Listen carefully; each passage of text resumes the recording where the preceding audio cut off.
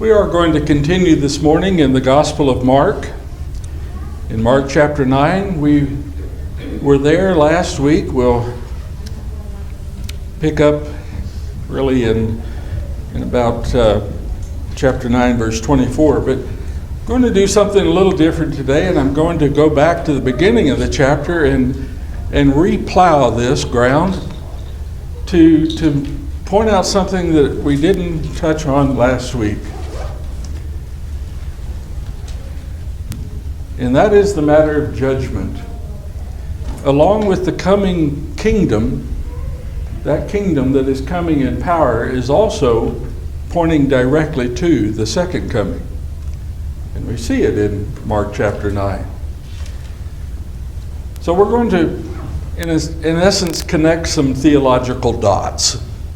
When we talk about theology, that's just the thoughts of God. Here's how God's thinking about the judgment.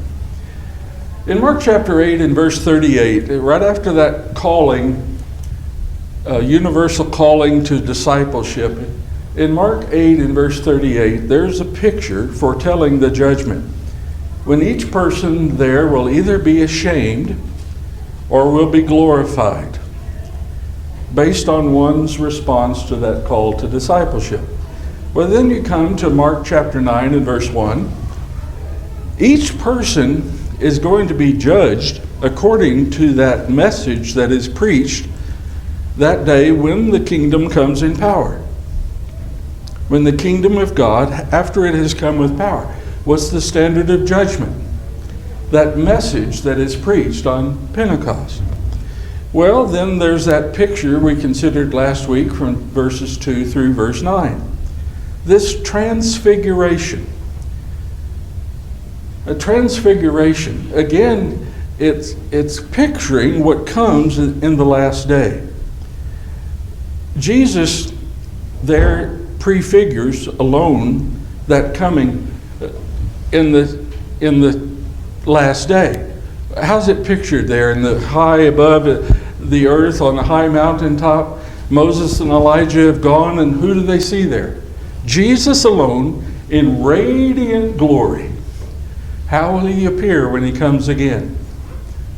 High above the earth, radiance of glory.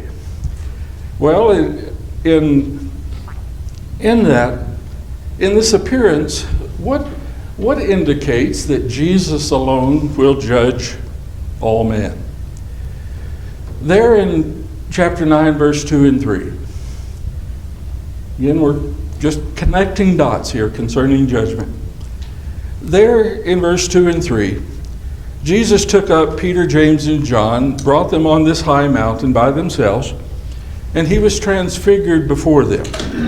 So they have seen the radiance of Christ. And his garments became radiant and exceedingly white, as no launder on earth can whiten them. Why does that signify who is would judge? They have seen the eternal glory and majesty of Christ. Well, in verses 4 through 8, there's that appearance of Moses and Elijah. And there they are conversing with Jesus. But suddenly they're gone. What's it signify? The law of Moses being taken out of the way, the prophets being taken out of the way. Who is the only standard? Whose message is the only one by which we'll be judged? Jesus Christ. You see, it foretells the passing away of the law, the fulfillment of all the prophecy. That's done. And then that voice from out of the cloud that says, "Listen, this is my beloved Son, listen to him." Why is it prefigured? There's something really amazing about Peter's response there when he suggests, let's build 3 tabernacles to all 3 of these people. What's the problem with that? What's it foretelling? After the church has come, after the kingdom has come with power, what do we see people trying to do through the rest of the New Testament? They want to bring forward the law They want to bring forward the prophets, and they want to combine it with the gospel of Christ.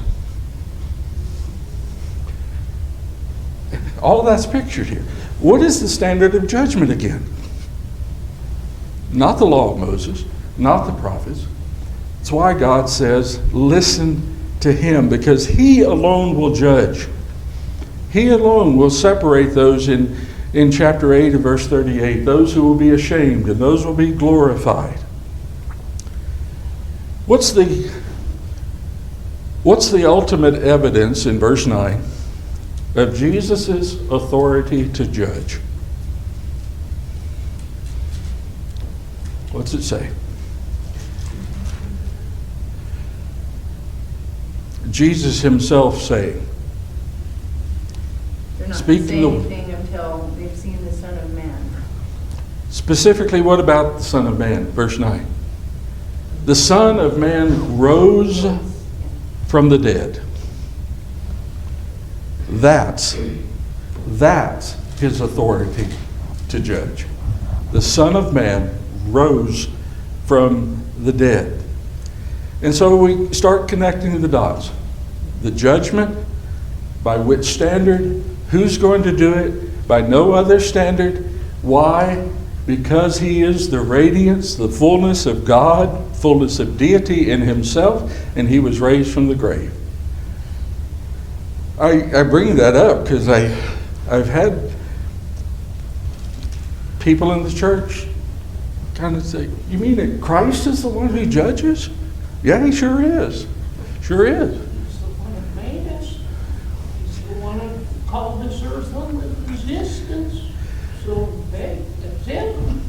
So let's continue connecting the dots. As to this matter of judgment and how people will be judged, what's the critical factor? Whether or not they are believing. You come to chapter 9 and verse 19. There, Jesus, in a sharp rebuke, what's he say? Oh, unbelieving generation, how long shall I be with you? Oh, unbelieving generation.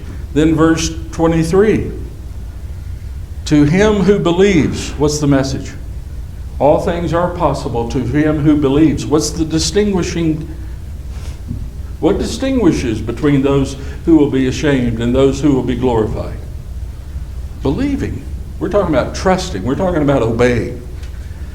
In verse 24, the father of the demoniac says, I do believe, but help my unbelief. What's he mean? Remove all cause for doubt. I believe, but really convince me. Remove all cause for doubt. That whole conversation beginning there in Mark chapter 9, verse 19 through 27. This whole conversation is witnessed there by all those who are gathered. Who's in the crowd? There's a bunch of scribes there to do what? Just to argue. There's a bunch of disciples still discussing. And Jesus alone is doing what? Showing and telling what is to be believed and proving it. The issue at hand, verse 23 and verse 24. All things are possible to him who believes. Well, again, connect it back to chapter 8, verse 38. Those who believe, those who answer this call to discipleship and believing or trusting and obeying him, those who, in chapter 9, verse 9, those who trust in the one who rose from the dead. This is really coming down right to the judgment. What's going to be determined at the last judgment? Did you trust him until the end? Verse 25, chapter 9, verse 25. So let's consider, where are these people in their understanding? We know where the scribes are. They want no part of it. But where's the rest of the crowd? And the 12 disciples, do they yet understand? No. They really can't yet. But thankfully, we have the advantage of hindsight. We have the completed revelation. We see how these things have been accomplished and trust that they will be. Look at verse 25. There's some amazing truths revealed in verse 25. When Jesus saw that a crowd was rapidly gathering, he's going to make the most of a teachable moment. You got the people coming? Here's the time.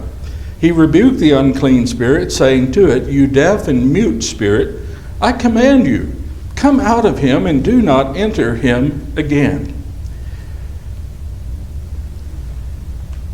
When Jesus says, "You deaf and mute spirit," what's he done? Again, in the matter of judgment of all that against all that is evil, what has he done there? Deaf and mute. He has rendered that spirit powerless. He is powerless. So it's essentially, just by saying that, it's already judged, isn't it? You're coming out of there. What happens in verse 26? What's this evil spirit do? Gonna make one last show of power, isn't he? After crying out and throwing him into a terrible convulsion, it came out, and the boy became so much like a corpse that most of them said, "He is dead." What's it remind you of? Think about the Revelation, the book of Revelation. What's going to happen just before the end? Describes the dragon, the beast coming up out of the abyss, making one last universal show of power just before it's crushed. And that's what's being foretold in this whole line. You see, all of this about the coming kingdom also points directly to the coming judgment. And so, yes, this beast is going to make one last show of power, and by that, everyone's going to assume that this body, like a corpse, he is dead. Corpse is the right word to use there. It's the word necrotic, as though the flesh is already decayed. That's what they see. There's no doubt in anybody's mind there. This boy is dead. But Jesus might be, not might, it's one of the most important phrases in the Bible. But Jesus, or but God. Doesn't matter what man thinks or what man sees or what man judges about, but Jesus. What's Jesus do? He took him by the hand and raised him, and he got up. Now, what did the disciples try? There's a reason it's worded that way. He raised him, comma, and he got up. Two parts, one miracle, but two parts. Can you imagine what the disciples had been doing while Jesus is up on the mountain? They're coming up, they would come up, and they would raise that corpse, and it'd just fall back down. It didn't get up. It's still dead.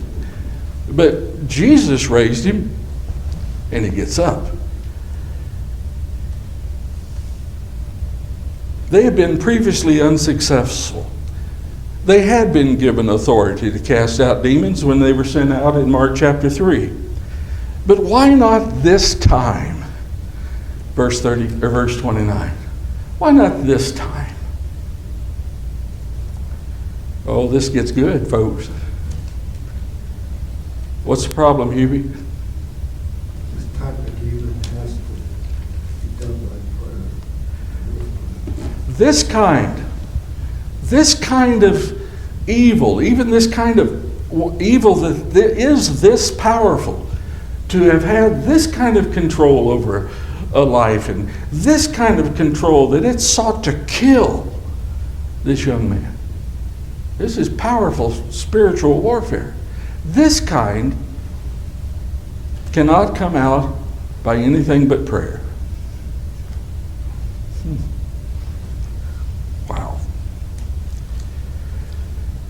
It doesn't matter what the disciples did, how long they pulled up on that dead body. It wasn't going to get up except by prayer.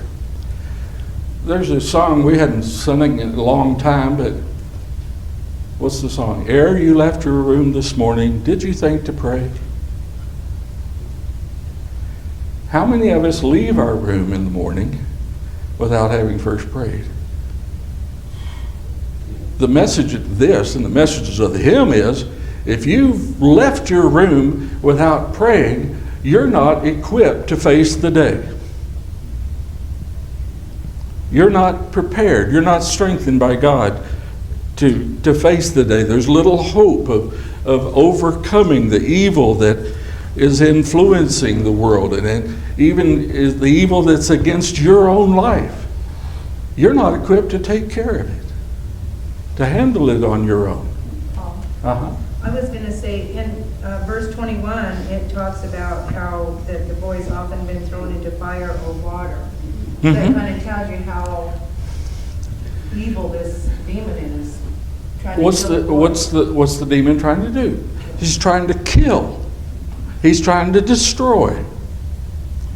He's trying to destroy by fire that life that only Jesus has the power to do.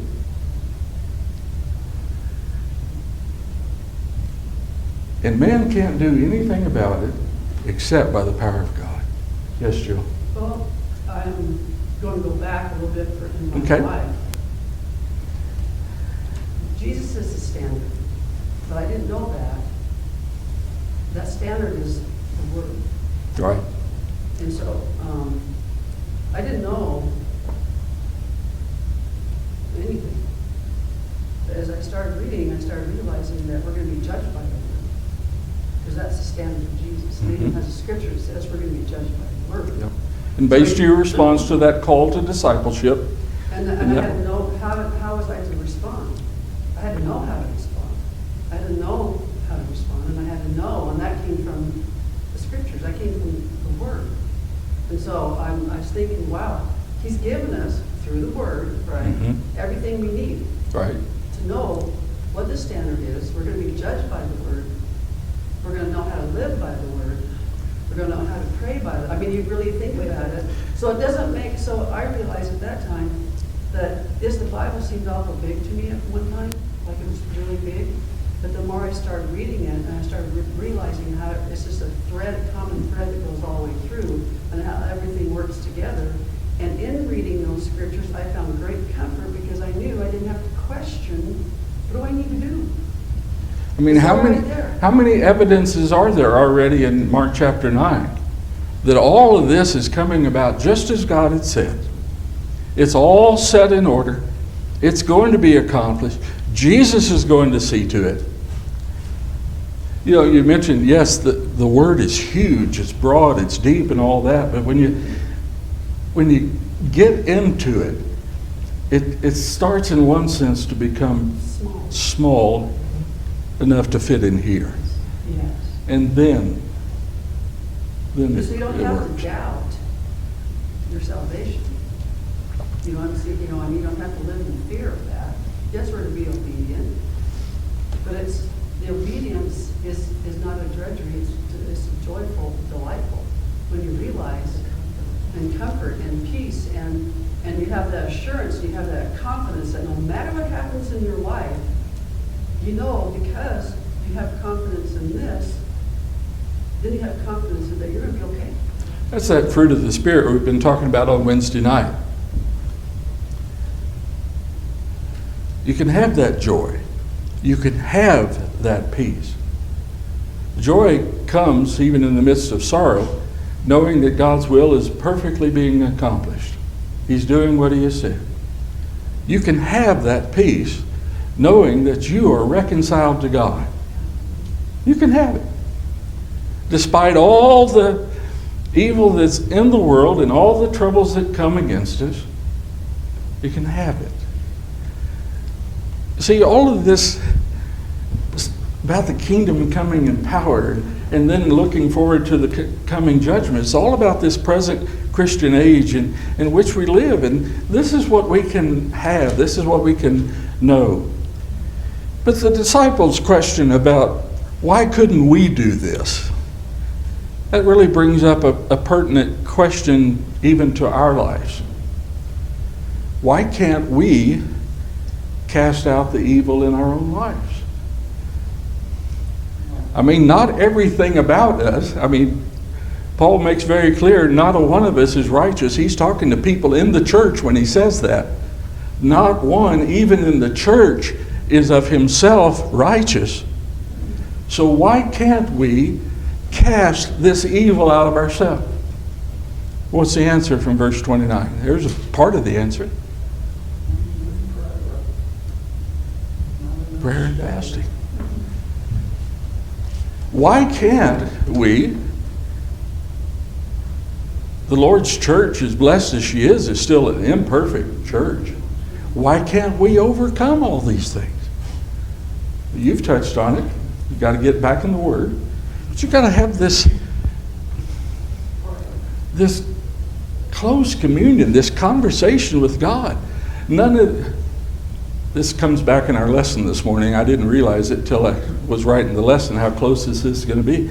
But none of this power goes out until our prayers go up.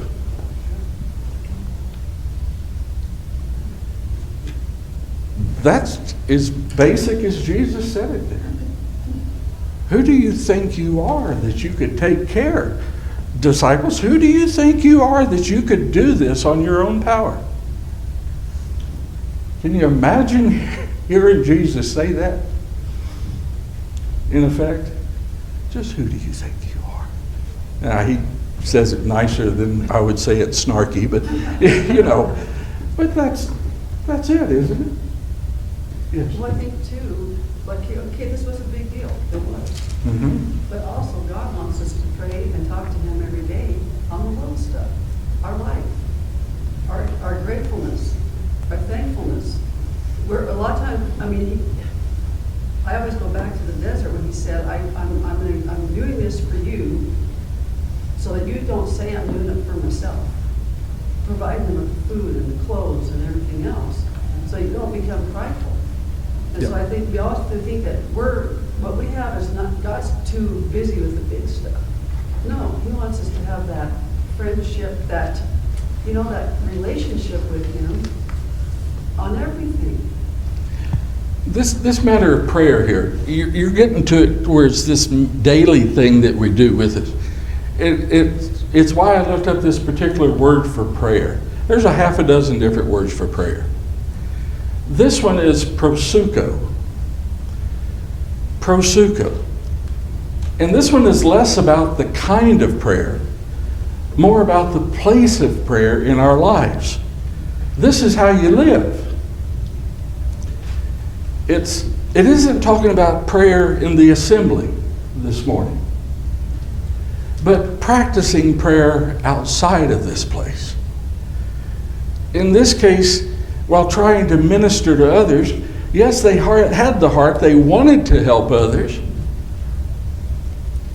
but being confronted and opposed by this evil spirit and by the scribes and all the unbelievers around them, what's going to make this come about for good? Prayers going up, power coming down. Yes. Well, if you think about it, I would normally be really freaked out seeing this kid just, all over the place and freaking out and everything. It would be hard not to have human emotion of fear, seeing something so strong, a demon so powerful that it could do that type of evil in a child, And he's not overruling emotion. That father who brought that child is obviously distressed and emotional. These people are upset. Yeah. But what's going to settle this? What power is going to settle this? It's interesting. The disciples coming down from the mountain, Jesus has pretty much silenced them. Don't you tell anything what you saw. He's going to do the same thing with the other 9 that are down here in the valley. They're going to be silenced. Again, the matter is, listen to God's Son. This matter of prayer. Jesus thought when he had to say that to them about prayer. Because what has he practiced before them for, at this point, more than 2 years? What have they seen Jesus do every morning and every night? He tells about it. They get up and they've already sort of got the day planned. And he says, no, wait a minute, we're going over here to pray. He was up before dawn every morning praying. He was up past night still praying. The night before he appointed those 12 men, he prayed all night long. God directed him to choose those 12 men. God directed him to choose Judas Iscariot. Now, anyone here in our right mind, would we have chosen Judas Iscariot? I'm not sure we'd have chosen Peter. Kind of short-fused and, a little quick to jump. God directed them to do that so that his will would be accomplished. Thankfully, the Son of Man is relying on the power of his Father in heaven. Jesus didn't do anything. What's he, as the Son of Man, coming as a man, on whom is he totally dependent? On his own power? No. Jesus knows. Of himself, alone as a man, it's not him. It's his Father in heaven. And so, do you have something? Yeah, a member of the church asked me, what's Christianity? What does Christianity mean? That's going to be good. That's what this morning's lesson's about. And I was thinking, well, all the, I guess, pat answers. And he goes, Jill, it's your life. Okay. So he's telling these disciples, is it this your life or not? Is this your life? It's not just the Sunday and Wednesday, or it's your life. It means you're absorbed. It is your As in this first place thought of the day. prayer, it's not just what you did in the synagogue, it's your life. It's your life. Is this your life or not? Is this what you're going to do or not? I'll let you finish the rest of that definition in the sermon this morning. What are you doing with that life? Well, too, Jesus sets an example to us because Jesus is the Son of God. So you wouldn't think Jesus has to pray the way he does. He wouldn't do anything without it. No, but It's what I amazing. mean is so it's an example that the spiritual battle that we have all the time, even the Son of God is praying to God. So it really gives a good example that the spiritual battle that we fight, he starts it in prayer, prays all day, so we're fighting a spiritual battle that Jesus is set the facing example. open spiritual warfare for 3 years, Yeah. And trying to teach us. and he can't win it alone. No. Yeah. No. Amazing. Why would we dare to try? Why would we dare to try? Well, this sets forth the scene for some more teaching. This subservient position of Jesus in relation to God, and Jesus receiving the power of God. Here's another opportunity for teaching. Mark chapter 9, verse 30. From there they went out and began to go through Galilee, and he did not want anyone to know about it. He's trying to move kind of incognito, undercover here, because he was teaching his disciples and telling them, the Son of Man is to be delivered into the hands of men, and they will kill him. When he has been killed, he will rise 3 days later. There is the third time that he's told these men that he's going to be killed and he's going to be resurrected. The first time he told Peter, it just blew by. Peter didn't even pick up on it. The second time, in chapter 8, Jesus talked about that. What did Peter do? He rebuked Jesus, which caused Jesus to in turn sharply rebuke him. Get out of my way, Satan. Get out of the way. Well, here it comes again, this teaching.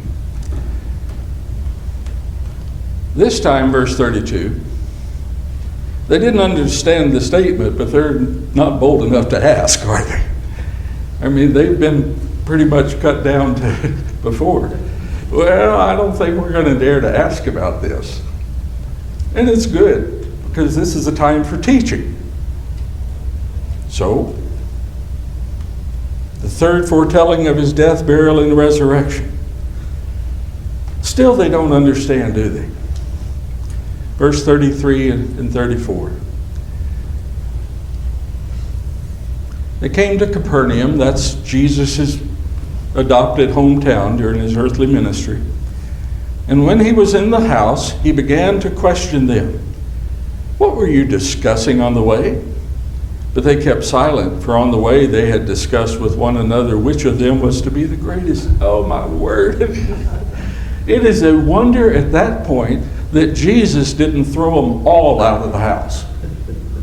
Isn't it? I mean, you just put yourself in a really human situation there. He has just told them that men are going to kill him, that he's going to be raised. And what are they talking about? Oh, they don't dare to question the death, burial, and resurrection. They're not going to.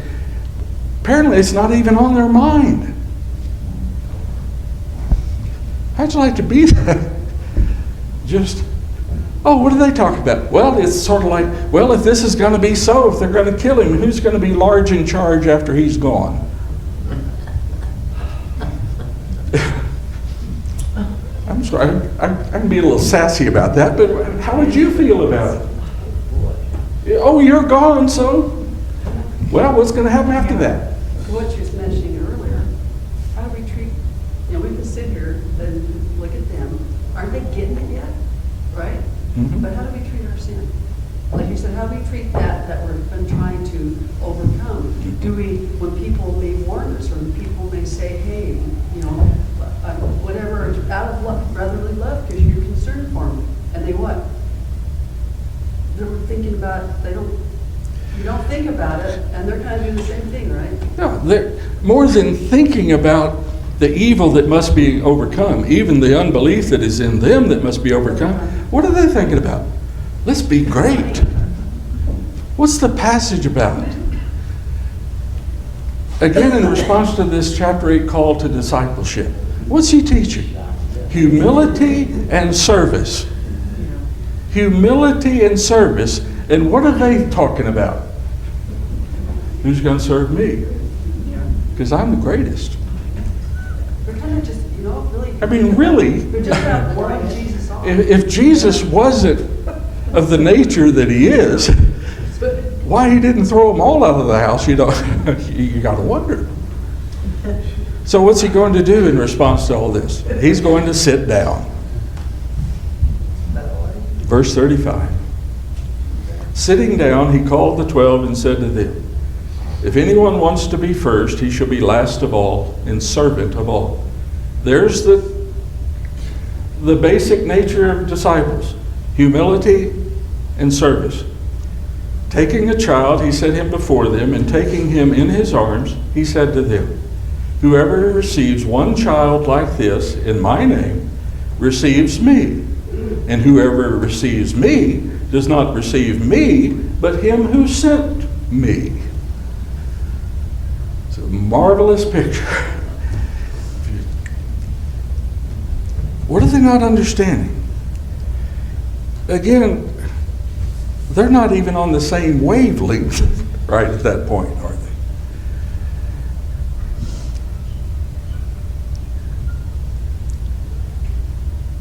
There they are. Jesus sitting down. Why is he sitting down?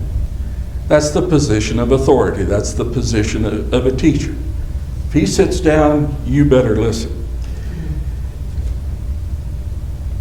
So Rabbi Jesus is talking and the students are there. They better pick up on this. Again, it's this double theme of humility and service. Now, in the Jewish culture, children were valued because, the father expected his son to grow up and be just like the father. But they might be disregarded because really they are still on the lowest end of the social scale. In Jewish society, the kids have worth but no status. And so it just right there doesn't quite fit the disciples' concept of the kingdom. Kingdom is all about position. You know, what have they seen? Pharisees and scribes. All about position. Well, no, it's not. Jesus is teaching them to treat those we deem as unimportant as very important. It's exactly the opposite of the worldview, isn't it? Still? Isn't it still? To receive there means to treat with significance. You're receiving them. Jewish culture demanded if someone came to your home, you're going to make a really fairly big production of it. You're going to wash their feet, you're going to cook for them and serve them and provide a place of rest for them. You receive them. Now it's interesting how this works. If they will humble themselves, if they'll get down there right on the bottom, if they'll receive the child, Jesus, they'll also receive Jesus, and in turn, they'll receive God. And in the last day, that judgment scene, we're still connecting the dots. In the last day, God will receive them. If you receive the least. Wow.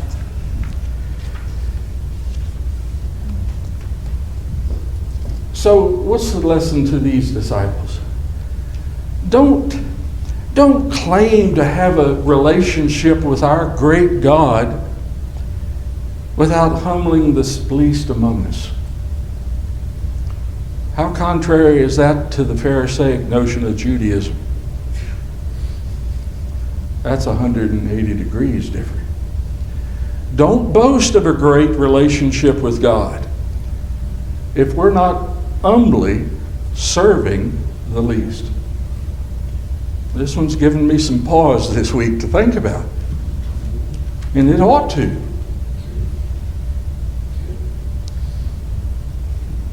Humility of service. You know, only in humility does verse 36 and 37 make sense. You couldn't even understand that without some measure of humility. Taking him into his arms, he said to them, whoever receives one child like this in my name receives me. Also says whoever implies what? Whoever rejects one does not. It's all a matter of receiving God. You see, the Jews, they want to receive God but have no relationship with Christ. There's a lot of people still that way, folks. I want to receive God, but I don't need to have anything to do with His Word or His church or serving one another. It's just this thing between me and God. I got Him, they think, and He's got me. That's not what Jesus is saying, is it? So, only in humility, the greatness of knowing God results from the humility to serve even the least. I have to wind this up pretty quick, but let's see what we can still get done. Again, put yourself in the disciples' place. And even the people in the crowd, the scribes and the Pharisees, they're always somewhere lurking around. This is a sharp kick in the head to the Jewish concept of status. It really is. The kingdom of God, being privileged to be part of it, and then daring to presume that, I'm the one that has to be seen great. This whole indictment demonstrates the teaching to the disciples that that we must prefer those who we would naturally tend to reject.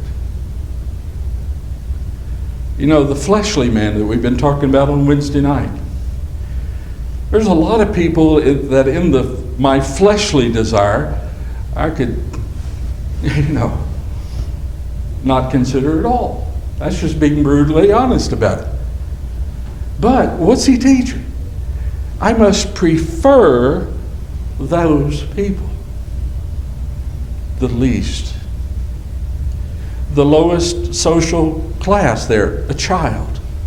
Yes, they have worth, but they have no status. There's nothing that child can do to serve the Pharisees or the scribe at that time. There's nothing the religious leaders are going to receive from that child. Jesus receives plenty from the child, though, doesn't he? Marvelous lessons here. What have we seen so far today about this matter of discipleship? How's the power at work in us? Prayer. The prayers go up, the power comes down. What else has to happen? This humility of mind. This, not just a intuition that we ought to serve, but an outright determination that we are. These men still have a lot to learn. It's interesting, some of the people in that crowd already, we'll see it coming up next week. Some of them are already ahead in thought, ahead of the disciples. They're out serving and working and even performing miracles. Not yet for these men. They're not quite there yet. Marvelous truth. This evil that seeks to destroy lives is not driven out except with prayer. We'll continue that. Much of this will carry over in our lesson this morning. I hope it's good for you to consider.